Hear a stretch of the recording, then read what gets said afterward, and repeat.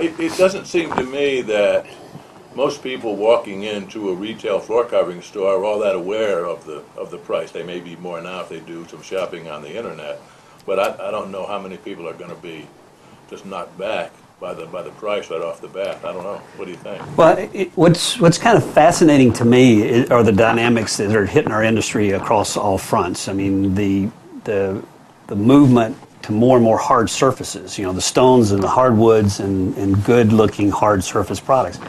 We've almost lost the first floor of a home, because all those entry points are now hard surface. What it did for us, however, is it reestablished the price point of what consumers are willing to pay. Yeah. Because everything, $40, $50 a square yard now for a wood floor, okay, then $30 or $40 for a wool carpet. It's the same. So while we've lost part of the house to hard surfaces, we've gained a better price point or a higher valued product for the parts of the home that are going to receive carpet, the bedrooms and the family rooms and the areas where people actually live. And I think we've seen that through the withdrawal of the industry starting at 06, 07 when the bottom kind of fell out. The high-end side really didn't take that much of a hit.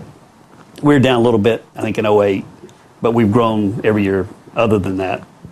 And again, I see that as a reflection of the price points that people are paying. They're not moving around as much, so they're not kind of putting materials in their house in anticipation of selling it in a few years. Yeah. They're more nesting. They're kind of setting up their home to be their nest, and they want it to be nice, and they want nice things. They'll pay for hardwood floors. They'll pay for a really nice piece of carpet. And that's where I think the retailers that have embraced not only wool but also high-end nylons and synthetic products are doing well in relationship to the rest of the industry. They're doing well because that's what the consumer's asking for. That's what they really want. Yeah. Didn't the U.S. carpet industry historically just shoot themselves in the foot anyway by running fast? What shade of beige do you want? Well, the race to the bottom has plagued us for a long time. At one time, not that long ago, in the 40s, all the carpets were wool. If you had carpet at all, it was a wool carpet.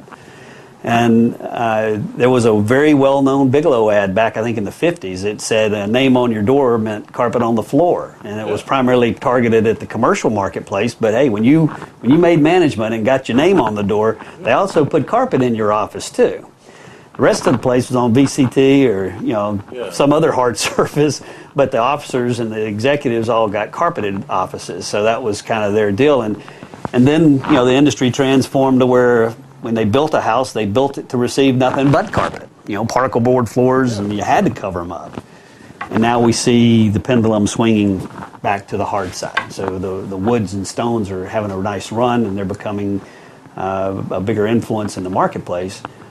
But I think that's also a cyclical thing. Ultimately, they'll swing back. That was my next question. It'll swing back in. It would almost seem, and I'm going to ask you a little bit later to show us some of the product, but something with some sex appeal, some design, style, texture, color is really where it's at, isn't it? The industry has been a little negligent, I think, in promoting the fashion side of our business because, it is a fabric, and it is being fabricated in the home.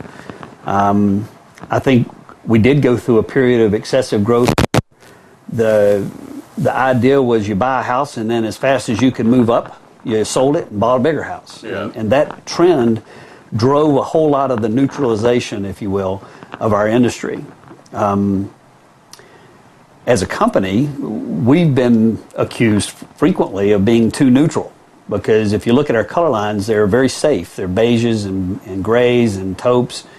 And that has more to do with the manufacturing of wool products because you're really, the way we produce, everything's pretty much stock dyed, which you're dyeing the fiber before it's even spun into yarn to make the carpet. So you have to kind of commit pretty far downstream as to what you want the end product to look like. And as a result of that, in order to get the efficiencies and be able to offer the value that we do, our color lines are shorter, and as a result, you see more neutral colors in those color lines at the same time.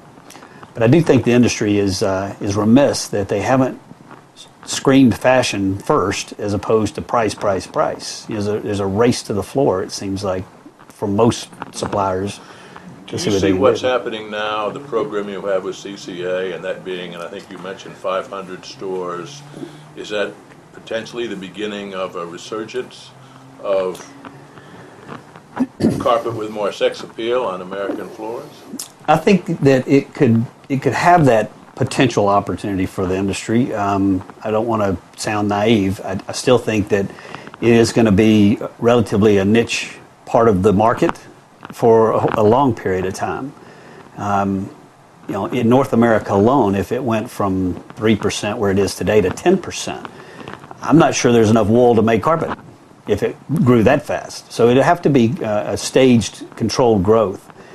But I do find more reception from a consumer level for the things that we offer. The styling. There's also been a kind of a movement away from cut pile over to loop constructions, away from solids to patterns, soft hand becoming more and more important. Those things really kind of lead the consumer to a product like we offer in the wool, on the wool side. So I do think that there'll be some growth. Whether it goes from 3 to 4 to 5, not real sure, but I think that you'll see more of it. If it's ever going to do it, this would certainly seem Right. to be the way to kick that off.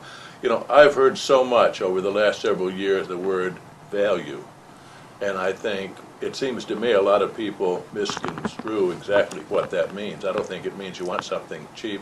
I think it means you want something at a good buy, whether it's high end or middle of the road. You want a good buy. And that doesn't mean cheap, and I think that's something that, if you have something, I think you had mentioned early on in the conversation, I want something nice for my home. Right. And I think that's the key. Well, you see it in pretty much every product that's going into the home, whether it's flat screen TVs or high-end ranges or beautiful leather furniture or beautiful wool carpets. The consumer is still looking for a deal, and they know that the recession is on us. And the power swings to the consumer with the dollar, and they are going to ask for the best possible program and best possible deal they can get for the nicest thing they can afford. That's right. And I think that's a little bit of the difference. There was a time where, give me the $10 piece, put it in, let's go. But that seems to have gone by the boards. And if the market heats up and housing becomes the same roller coaster that it was prior to the crash, then maybe that'll come back. But I hope that some of the regulation is in place to control this growth, and the housing market gains health and becomes an influencing factor again, but not a runaway train like it was. Well, I think the floor covering retailer, too, has to rethink their niche. I mean, it's tougher to get people through the front door now than it ever was. And I think they have to establish themselves as a supplier of unique goods to be relevant, I suppose. Right. And the other part of it is you see every time Floor Covering Weekly, any of those trade magazines come out with the top 50, the top 50 companies, it's always Home Depot and Lowe's and Empire and that group that sits at the top. I think the big box has kind of forced the average retailer to adjust. And one of the ways you adjust is through diversification. You can go into Home Depot and find a nice selection of products, but you're not going to see what the whole industry's got to offer. Exactly. And because we're not moving as frequently as we were at one time, and you're getting more into this, I'm fixing my nest up, then, I want a nice pattern piece. I want a nice color. I want a nice fabric to go into my home. And you don't find much of that in the big box environment. Of course, I guess to do that at the retail level, you have to have somebody with some design authority sitting down and this is good, this maybe wouldn't work kind of kind of advice, I suppose. And that's another major shift at the retail level. I would say so. Yeah. Let me ask you about the commercial arena. You're obviously in the commercial arena. You're all over the world here in the U.S. To talk about that a little bit. The commercial market for Godfrey Hirst is much, much more prevalent in Australia and New Zealand because there they are the dominant producer. When I started with the company in 2000, about 40% of their total production was made in wool products, wool broadloom products, and about 70% of the 40 was commercial. and that was an issue with the fire codes requiring that you use wool products. There, in North America, a 26-ounce solution dyed loop product was kind of the base grade for commercial. In Australia, it was a 40-ounce loop wool, 100% wool. Really? So they produce tons and tons of wool products. Those laws have changed, which has allowed more synthetic products to come into the commercial market. We have a fully integrated modular program down there. So carpet tile is growing throughout the world just like it is here in North America. Godfrey Hirst is kind of on the leading edge of that in Australia and New Zealand. So commercially, they're a very big presence.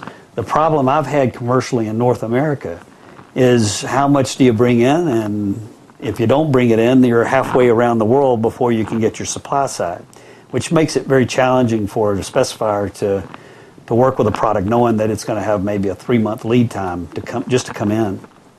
In addition, Australia is more aligned with the color palettes of Europe. They're heavy into the blues and heavy into the darks and heavy into the grays, where North America has been a lighter palette, more onto the beige side. So I don't have a whole lot of standard products that I can select from, and I'm really not in a position to build a North American palette and inventory it here with the distribution that I've established. I've got a combination of employees and agents throughout North America. Their primary emphasis is residential, so they're visiting retailers. They're not calling on specifiers. They're not going in, for the most part, to see commercial work. However, we have had some beautiful commercial jobs done, and it's really more probably by default than design. The specifier or the owner of the building says, you know what, I want a natural product. I want a wool product on my floors. Who does it? Where can I get it?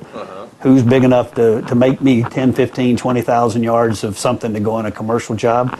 And that narrows it down to us pretty quick. That's interesting. So you're not really that aggressive? No, not at all. I see. It would seem to me this would be something, obviously, higher traffic. Would that be a natural, would that be something that would attract wool more than some other products? Well, the company has a full Axminster program. Yeah. So we do some hospitality work, and we do some public area work with the Axes. We also have several of the products that are in my running line residential program, truthfully, are commercial products that have been recolored for North America. I see. And those are the ones that we seem to have the most success with, where they can see a color, that's what I want, I need 5,000 yards of it, okay, I've got to go make it. So, it's about a 4-month lead time to drop it back into North America and deliver.